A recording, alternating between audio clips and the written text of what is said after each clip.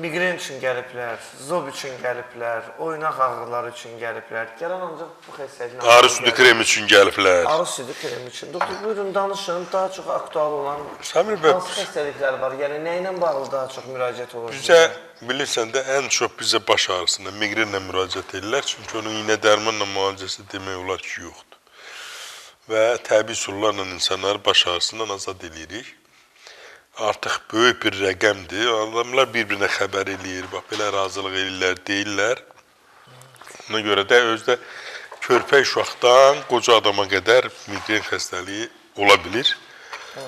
O nədir? Beyin toxumasının oksigenlə normal təmin olunmaması, qidalanmamasıdır.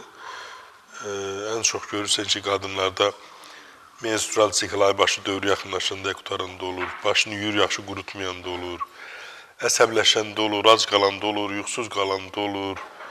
Olur bu baş ağrıları. Səndə də migren var. Yox, belə baş ağı bilmirəm. Elə odur. Danışacaq. Bax, denən necə? Belə tutur bir tərəfli görürsən, gəlir belə gözə tərəf, ya o tərəfdən, ya bu tərəfdən. Musiqiçilərdə ən çox auralı migren olur.